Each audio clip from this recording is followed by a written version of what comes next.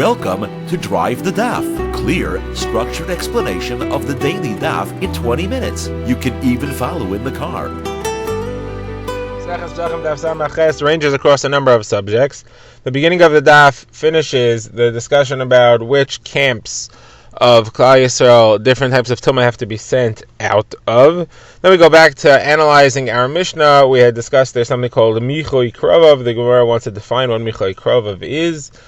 Trying to define the word Michloi takes us into a few agaritas, explaining a few psukim. The Gemara then goes to the next phrase in the Mishnah, which we saw was a machlokas about whether a Isur D'Rabbanan is allowed to be performed on Shabbos as part of the Korban Pesach service.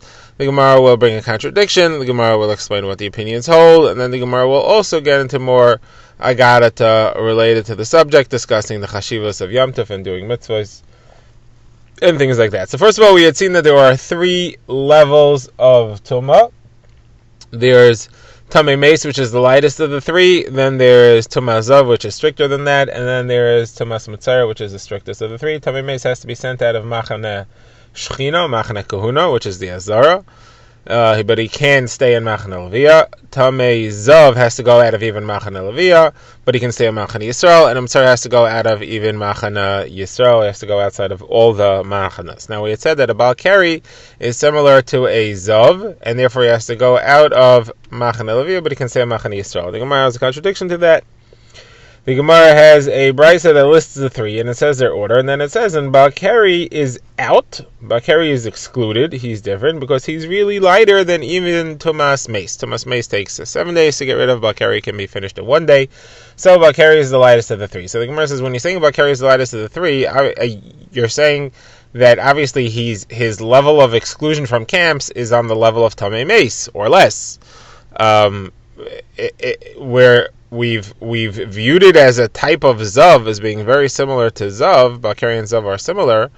But we're saying that Baal Keri is out. He's outside the rule. Probably what we mean to say is that he's outside the concept of Zav, because a Zav has to go out of Machane Leviyah, but a Baal Keri only has to go out of Machane Shechina, Machane Kahuna, because he can't possibly have to go out of Machane Leviyah, because we said that he's a lighter Tumah than Tumas Meis, which is allowed to be in Machane Leviyah. He says, no, when we say that a Zav is outside this rule, we don't mean he's outside of the rule of Zav. He's very similar to Zav. As a matter of fact, he has the same halacha of Zav like we said before. He has to go out of Machane Leviyah. But what we mean when we say he's out, we mean to say he's out of the concept, he's out of the order, where the more chamor, the stricter tumah has to go further out. He's a lighter tumah than Tumas Meis, yet he has to go further out to Tumas Meis. Tumas Meis is allowed to be in Machane Leviyah, but he has to be outside of Machane Leviyah. Okay, now the Gemara quotes another source for the halacha that is Zav has to go outside of Machane Leviyah. There are two psukim discussing what happened, not a Zav, a Baal Keri. There are two psukim discussing there are two halves of one pasuk discussing the halacha of somebody who's in the Beis Hamikdash and sees Keri. It says v'yatzal michol tzemach, and I should go outside the camp. And then it says lo yavayol techa machane, don't come into the camp. So Gemara says these are two camps. The first says go out of the camp is saying he has to leave Machane Kahuna, Machane Shechina. And then it says don't come into the camp is saying that he has to not come into even Machane Leviyah, has to go all the way out to Machane Yisrael. So I'm going to ask the question over here. This doesn't make sense. You said the first half of the pasuk is saying he has to go out of Machane Kahuna. That means he's already in Machane Leviyah. So what are you saying that the second half it says don't come into Machane Leviyah? How can you tell him not to come in? He's already there. You already sent him out of Machane Kahuna in the first half of the pasuk. If you want to tell him not to come in, you got to say that before you tell him not to go. Before you send him out of the Machane Kahuna, you have to say, and don't come into Machane Leviyah. Go out all the way to Machane Yisrael, or tell him leave. But you can't say don't come in when he's already there. So Gemara, the language of the Gemara here is complex. Rashi has to claimar a lot of things, but that's the basic understanding of what the Gemara means to say. So Gemara says that no, you read it as follows. When it says that he should go out of the camp, he's saying he should go out of Machane Leviyah. So the first thing we tell him is go out of Machane Leviyah. Go all the way out of everything. Now, you may think if he's going out of Machane Leviyah, he could come into Machane Kahuna. He's going out of Leviyah. I don't know which way he's going. Is he going to Yisrael or is he going to Kahuna? And that he says, and don't come into the camp, don't come into Machane Kahuna. You have to go instead to Machane Yisrael. Now, This should be obvious if he has to leave Machane Levia, it doesn't have to go into Machane Kahuna, but what we mean to say is when we say go out of the camp, don't think we're talking about Machane Kahuna and then you can go to Levia. We're saying you're in Levia and don't go into Kahuna, and the point is that you therefore have to go out of both of them, but that's how reading the Psukim makes sense in any way. Says the Gemara, how do you know that these two phrases are telling me go out of one camp and go out of the other camp? Maybe it's talking about the same camp, and it's trying to apply an essay and a lace essay. Gemara says, if that would be the case, then you didn't have to say go out of the camp. You could have said, say go out of the camp and don't come in. That's to tell me that you have two isurim. You have a lav and an asay. Don't go out and go out as the asay, and don't come in as the lav. By saying machane twice, it's referring to two different types of machanes. Okay, we now refer back to the Mishnah where we had seen the term michui karavav. The Gemara wants to define the word michui, and this takes us into an agadata about Klal Yisrael, the days of Mashiach, and the Kadosh Baruch Hu being Mechayah Mesim. So first of all, what does Michui Karava mean? We said that Michui Karava is something you're allowed to do to a carbon Pesach on Shabbos, because otherwise it'll get ruined. So Rav Huna says Michui Karava is you make a hole in the intestines with a knife and you squeeze out the waste material that's in there. Rav says you scrape off the goo on the side of the intestines with a knife. Both of these you got to get rid of because it'll make the carbon putrid if you leave it there until after Shabbos. Okay, now the Gemara says, where do you see that the term michui refers to this waste material?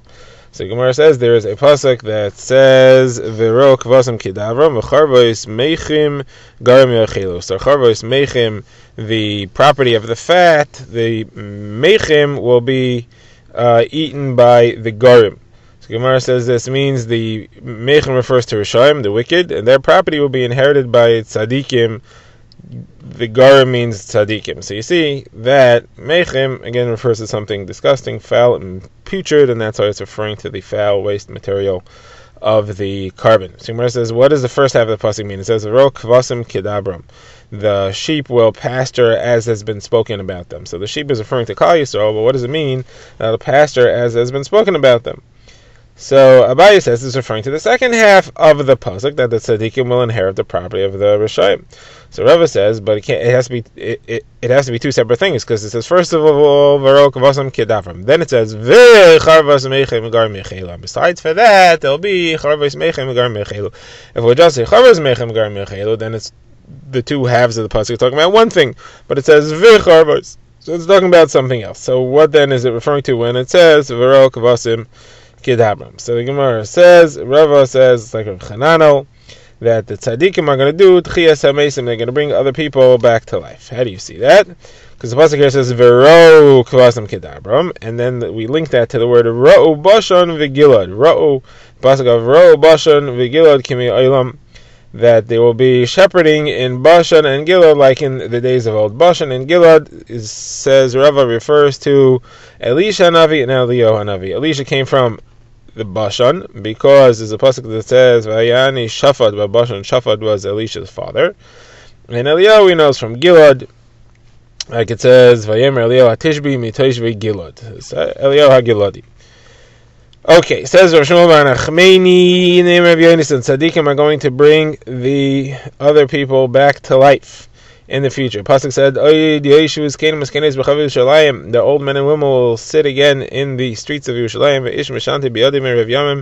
and from old age he'll be holding a stick in his hand. Now this Mishantoi, this stick, is linked to another pasuk talking about a Mishenes, and that's when Elisha sent Gehazi to wake up from the dead, the child of the Shunamis. He gave him his stick. He said, I said, put my stick on his face. And therefore that would, had he done it properly, that would have been enough to wake him up from the dead. So you see that this Mishenes is to wake up from the dead. Now Ula asks a contradiction. It says, that the death will be hidden forever. But it also says, Ki hanar ben me'yoshanim yamos. So what's going to happen in the days of Mashiach? Will there be no death? Or will there be death, just a very old, long age of 100 years? The Gemara says, not a kasha. Depends what you're talking about. Yisrael will live forever. Avdei Zara will live a long time. The Gemara says, Avdei Zara, what are they going to be doing there in Yemei Mashiach? Because, yeah, they'll be there because it says, they're going to be working for you. They'll be your farmers. They'll be your shepherds. They'll be your vineyard tenders. So they'll be around. Okay, next contradiction about what's going to happen in the days of Mashiach. It says, the moon will be embarrassed and the sun will be mortified. That sounds like their light will disappear. But it says, on the other hand, it's a different pasuk that says that the moon will be as bright as the sun, and the sun will be 7 times brighter than it was in the days of Yemei Bereshis. So what's going to happen? They're going to get brighter, or they're going to go out. Which is not a kasha. One is talking about the days of Mashiach, and one is talking about Olam Haba, which is a stage which comes much later. Which is, what do you mean? Shmuel said that the days of Mashiach aren't going to change. The days of Mashiach are going to be totally natural like they are now. The only difference is that we won't be under the thumb of the kingship of the Goyim. So Gemara says, okay, so according to him, both these psukim are referring to Olam Haba, but there's two different regions in Olam Haba. There's Machane Shechina and Machane Tzadikim. We don't know the details of that, but one apparently has brighter light than the other. The other, obviously, light here is the spiritual entity. It's not talking about being able to see. Okay, Rav has the contradiction. Hashem says, "Ani omes ve'achia." I will bring the death and I'll reawaken. And he says, "Machatzli v'ani erpa." I'll wound and I will heal. Well, if he can awaken the dead, obviously he could heal the wounded. So what's the point of both of those psukim? So he says, HaKadosh Baruch Hu is saying that just like you heal the wounded, when you speak about wounding and healing, you're talking about the same person. When I speak about supporting life and the dying, I'm talking about the same person. The one who died, I'll bring back to life. You shouldn't think I'm going to kill one person, I'll support in life somebody else. No, we're talking about the same person. Abraisa says, Ani amas ve'achia. So, similarly, you may think that it's talking about different people, and it's just the way the world works. Some people die, some people live. And therefore it says, Machatzli v'ani erpa, just like that, those two things happen on one person, just like wounding and healing happens on one person, bringing back to life as happening to the same person that had died. This is a source, the Brisa says, for Tchias HaMeisim in Torah, revival of the dead in the Torah itself. Says Brisa, another pshat, when I'll bring people back to life, it'll be with their wounds.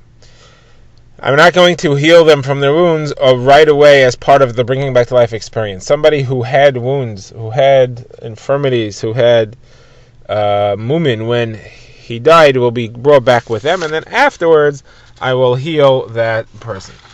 Okay, we now move on to analyze the next phrase in the Mishnah. We had said that burning the fats in the Mizbeach is allowed to be done on Shabbos. Says the Gemara, Reb Shimon says, you see how wonderful a mitzvah in its right time is chaviv. The burning of the fats technically could be done all night after Shabbos, but we are mechal Shabbos to do it on Shabbos because it's the main mitzvah. It's better. The ikar mitzvah is to do it during the day, and therefore we go ahead and we burn it during the day. Okay, next the Mishnah discussed Isuri D'Rabbanan that you could have done before Shabbos, like cutting off a wart on the animal. You should have done that before Shabbos. And loading it up, carrying it, bringing it in from Chutz L'Tchum, all these things should have been performed before Shabbos. So it's a machlokes there, the Tanakama, who Gemara later will call Rabbi Yeshua, says you're not allowed to do it, and Rabbi Elazar says you are allowed to do it. So Gemara says, let's talk about the cutting off of the wart. We have another Mishnah in Maseches Eruvin that says that if you're using a kli to cut off the wart, that's an issa d'oraisa, and therefore that you're not allowed to do. However, if you're doing it with your hand, it's an issa d'Rabbanan, and in the Beis HaMikdash, an issa d'Rabbanan is permitted. So, how come our Tanakama and our Mishnah says that you're not allowed to cut off the wart? It's only an issa d'Rabbanan should be permitted. So Gemara says there's two answers to this. Rashi explains why we couldn't just say that this is Rabbi Eliezer, but the Gemara offers two ways of resolving this tira. The simple one is to say that Brisa, which says that it is forbidden, is referring to when you're doing it with a kli. That's an issa d'oraisa, and that's why now do it in the Beis HaMikdash. Here we're talking about where you're going to do it with, over there where we said it's okay, it's talking about where you're doing it with your hand. That's a shinoi, and therefore that is only an issa d'Rabbanan, and it's permitted in the Beis HaMikdash. As it says over there explicitly, it says if you're going to do it with a kli, that'll be asur. That's what our Mishnah was referring to in the Tanakama that said that you're not allowed to do it, was with a kli. The other approach is that both our Mishnah and the Mishnah they are talking about when you're doing with your hand, and therefore it's only an issa d'Rabbanan. However, one is talking about a moist wart, one is talking about a dry wart. A moist wart you couldn't have cut off before Shabbos, and therefore a moist wart a moist wart you should have cut off before Shabbos, and therefore the Isser D'Rabbanan sticks around. And that's why our Tana says that you're not allowed to. That's why our Tana says you're not allowed to do it on Shabbos. If it's a dried wart, however, Lachas of Mumin, you couldn't have cut it off before Shabbos, and therefore you're allowed to do it on Shabbos. There's no problem whatsoever. Now the Gemara explains why these two answers not hold of each other. So the one who says that one is yad, one is kli, because you couldn't tell me the ones that are talking about a dry wart. A dry wart, you don't use the term cut off. You don't cut off a dry wart, you crumble it up. And therefore, that's not what we're referring to. We have to both be referring to a moist wart, and the difference is one's a yad, one's a kli. Now, the other one didn't want to say that because if one's a yad and one's a kli, then the brisa that tells me, our Mishnah here, actually, which says that it's forbidden, is not saying anything, because it's telling me that you're not allowed to cut it off with a kli. Well, that Mishnah in Eruvin explicitly said with a kli you're not allowed to, with a yad you are allowed to. So what are we adding? So the other one, the other approach here wasn't bothered by this. He said, you know what we're adding? We're not just repeating the halacha that you're not allowed to cut it off with a kli. We're saying it because we want to bring in the opinion of Rabbi Eliezer, who argues it's a machlokes Rabbi Yeshua, Rabbi Eliezer, whether or not you're allowed to do it, and that's why that halacha is repeated over here. Okay, now in our Mishnah we had recorded a conversation between Rabbi Eliezer and Rabbi Yeshua as to whether or not you're allowed to do these Isurei D'Rabbanan. Rabbi Eliezer said, I'll prove it to you. You're allowed to do Shchita, which is technically an Isur D'Oraisa on Shabbos, but you're allowed to do it. So certainly you should be allowed to do the Isurei D'Rabbanan. Rabbi Yeshua said that I'll prove to you that that doesn't follow, because on a regular Yom Tov you're allowed to do Shchita, but you're not allowed to do other Isurei D'Rabbanan. So you see, just because Shchita is mutter doesn't mean that Isurei D'Rabbanan is mutter. And on that, Rabbi Eliezer responded and he had said, what kind of proof is that? That's talking about a reshus, shachting, and doing those Isurei D'Rabbanan or a reshus, something which you're permitted to do. Here we're talking about Korban Pesach, which is a mitzvah. They wouldn't make these Isurei Shvusim on a mitzvah. So the Gemara says, what is Rabbi Yeshua going to answer that? So the Gemara says, Rabbi Yeshua would have said, well, that those halachas of Yom Tov are also a mitzvah. Simchas Yom Tov, doing things for the sake of enjoying Yom Tov, is definitely a mitzvah. And that's why it lines up perfectly 100%. There it's for a mitzvah, here it's for a mitzvah, Korban Pesach is a mitzvah, Simchas Yom Tov is a mitzvah. In both cases, Shechita is permitted, and you see clearly from Simchas Yom Tov that the Shvusim, the Isurei D'Rabbanan, are not permitted necessarily, and therefore you can't say that it is permitted over here. Okay, now the Gemara gets into the concept of Simchas Yom Tov. So the Gemara quotes a brisa. Rabbi Eliezer says that on Yom Tov a person could either do all things for himself or all things for Shemaim. He could either eat and drink, or he should sit and learn. Rabbi Yeshua says no, he should do half and half. He should do half the time eating and drinking and half the time sitting in the Beis Medrash. Says Rabbi Yechanan, they're both discussing the same pasuk. The pasuk says, Atzeres Lashem Leikecha. And there's a different one that says, Atzeres Tielachem. So, how do you fit it together? Well, they're referring to Shavuos. One says Atzeres Lashem Lekecha, one says Atzeres Tielachem. Is it supposed to be for Hashem? Is it supposed to be for you? So Rabbi Eliezer says it's a choice. Either do all for Hashem or all for you. Rabbi Yeshua says he's supposed to do both of them, put them both together. Half for Hashem and half for you. Okay, so we've seen here that Yom Tovim is supposed to be split, sometimes all for you, sometimes all for Hashem, sometimes either or, depending who you hold like. Says the Gemara, Rabbi Eliezer says everybody agrees whether you hold like you're supposed to split it, you're supposed to do either all for Hashem or all for you. Everybody agrees that Shavuos itself, you definitely have to have something for you. You have to have some simcha there. Why? It's a day that the Torah was given. You have to show that you're rejoicing with the fact that the Torah was given. It says Rabbah, Shabbos, you definitely have to have some tining for yourself, like it says of Krasla Shabbos, eating, you have to have eaning Shabbos. It says of Yosef on Purim, you also can't just sit and learn, you have to have a Suda, like it says Yemei, Mishta, V'Simcha. The Gemara quotes that Rav the Marbei de Ravina, the entire year would sit and fast, except for Shavuos, Purim, and Erev Yom Kippur. Okay, Shavuos, like we said, because it's the day the Torah was given, you have to show that you're rejoicing. Purim, because it says Yemei Mishta V'Simcha. Erev Yom Kippur, what's that? Like Rav Chibar Rav Midifti says, the Torah says, V'Inisem V'Shavtechem Atish L'Chodesh Ba'erev Me'erev Adar. When it describes the fast of Yom Kippur, which is on the 10th of the month of Tishrei, it says you should fast from the 9th at night until the next night. Why does it say it like that? Why does it just say fast on the 10th? The answer is to teach you that somebody who eats on the 9th, it is just as if he fasted. He's a special mitzvah of eating then, and therefore it's just like fasting.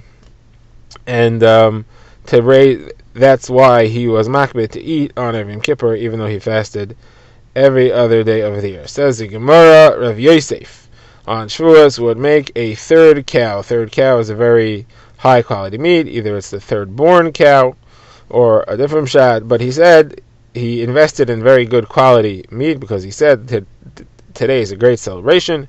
If not for today, there are many Yosefs in the market, and that will be just another one just like them. It says Rav Sheshes, every 30 days he would review all his learning, and he would stand by the door and he would say, my soul be happy, my soul be happy, because for my soul I learned for you and I reviewed for you.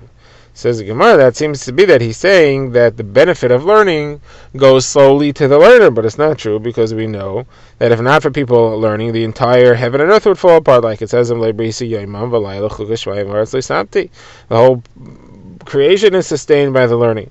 Someone says, yes, correct, the whole creation is sustained by the learning, but he is still doing it for himself. He's the first one to benefit from it, and therefore he gets tremendous benefit from it on his own. The Gemara now finishes explaining how Rabbi Eliezer's argument works. Rabbi Eliezer had said to Rabbi Yeshua, you can't bring me a proof from Yom Tov. Yom Tov, you're allowed to shach, but you're not allowed to do Isuri D'Rabbanan. That's because it is a Rishus. But Pesach, where you're allowed to shecht, you should certainly be allowed to do Isuri D'Rabbanan because it's a mitzvah. So Gemara says, what exactly was his argument? It doesn't really make sense to say that. You still see in the halacha of Yom Tov itself, even according to Rabbi Eliezer's argument that that's all Rishus, you still see that just the fact that you're allowed to do Shechita doesn't mean you're allowed to do Shvusim.